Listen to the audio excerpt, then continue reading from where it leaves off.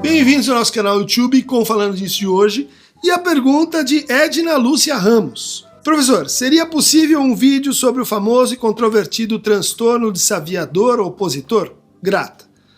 De fato, esse é um quadro de alta densidade ideológica e de grande controvérsia clínica. Transtorno desafiador opositor. Geralmente acontece em crianças, em adolescentes, em idade escolar e geralmente é assim levantado por parte de educadores ou de clínicos no contexto de problemas de assim escolares e de aprendizagem. Criança ou adolescente apresenta uma disposição assim de raiva e de irritação em relação ao seu humor. Né? Ela perde a calma muito facilmente, ela às vezes é tida como uma pessoa assim, muito sensível e que se ofende muito fácil. Né? E ao mesmo tempo se irrita e evolui a sua irritação para a raiva e para assim, um certo ressentimento. Né? Então dá a ideia de que é alguém que ao mesmo tempo se lança assim, para o conflito e interioriza, mantém o conflito, vamos dizer assim, fora de uma certa zona de tratamento. Outro traço característico é que é um adolescente assim que argumenta contra figuras de autoridade. Vocês estão percebendo quanto isso é problemático, né? Quer dizer, se tem um adolescente que não argumenta contra figuras de autoridade, e daí que a gente deveria se perguntar se está acontecendo alguma coisa errada, né? Outro traço, ele desafia regras. É claro que a aplicação, a leitura desse traço varia muito, que regra, em que contexto e tal, mas posto assim genericamente, né, ele levanta problemas, porque vai estar dizendo que para você escapar desse quadro, você tem que ser bem comportado, né? E as pessoas bem comportadas seriam assim, mais normais. Isso não dá. Né? Um outro traço que toma uma outra linha é que são pessoas que deliberadamente provocam os outros, gostam de criticar os outros, gostam de atacar os outros. Outra característica é que culpam os outros pelo seu mau comportamento. Né?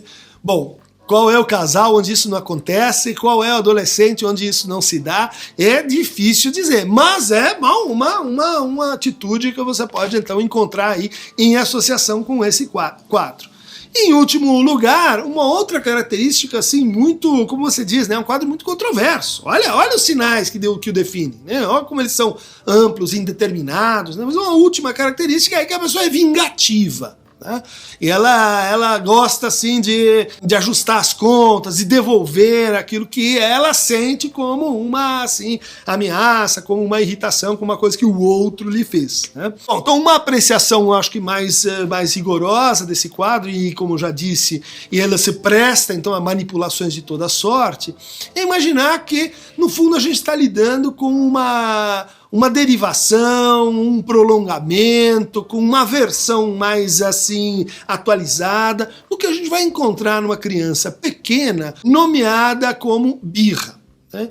A birra é uma coisa muito importante na nossa constituição assim, psíquica, porque a birra é uma maneira de dizer assim para o outro, para o mundo, não. Né? Que é também o que o opositivo desafiador está dizendo. Né? Dizer não para o outro. Mas a criança birrenta, muito frequentemente, está fazendo isso como uma espécie assim de exercício para descobrir o que é que o outro quer com aquilo que ele diz que ele quer. O que o outro quer com aquela regra que ele coloca. O que o outro deseja com para tomar banho, ou para comer brócolis, ou enfim, para exercer a sua autoridade.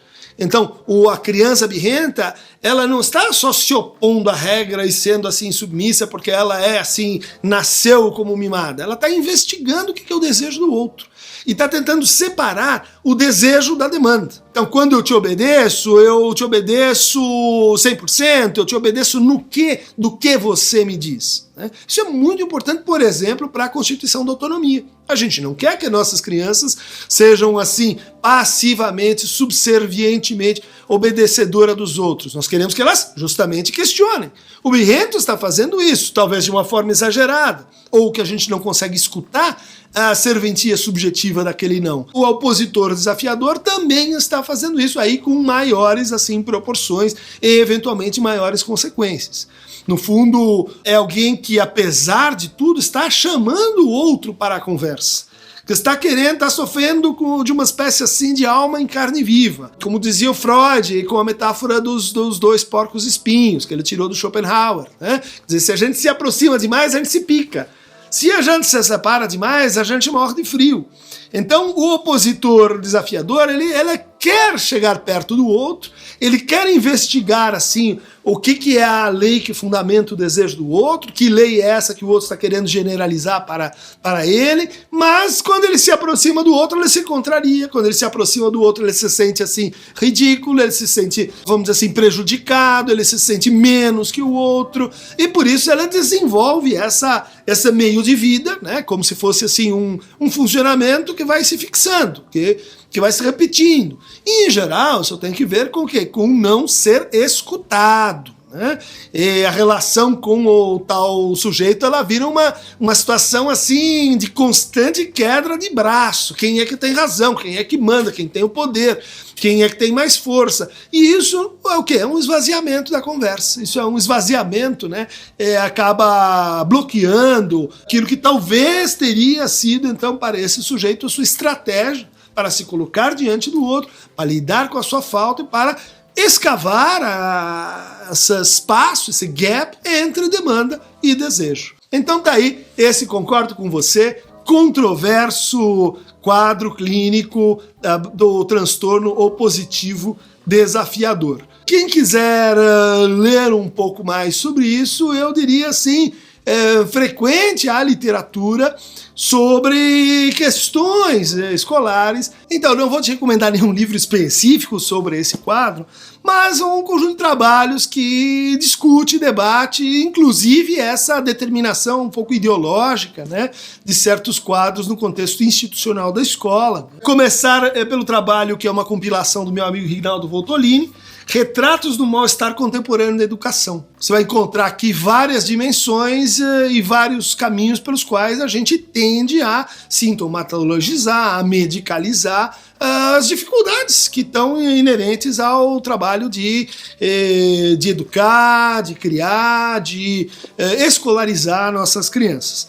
Outro trabalho nessa direção, mas aí pensando mais clinicamente essa dificuldade, vai ser o trabalho do Pablo Poissner, Fugir para Adiante, o que desejo do analista que não retrocede ante as crianças, da editora Agente. E para quem está mais interessado na dimensão assim do saber, de como essa dimensão do desafio, do não, tem que ver com, no fundo, a formação de um potencial pesquisador, né? De alguém que tem uma atitude insubmissa e questionadora diante do saber. Esse é o trabalho de Martine Menes, L'Enfant et le Savoir, de onde vem o nosso desejo de aprender, da Suil. Um abraço. Quem quiser receber mais fragmentos opositivos e desafiadores do Falando Nisso, clique aqui no Aqueron tá movendo. Frequente a literatura que eu vou pensar sobre.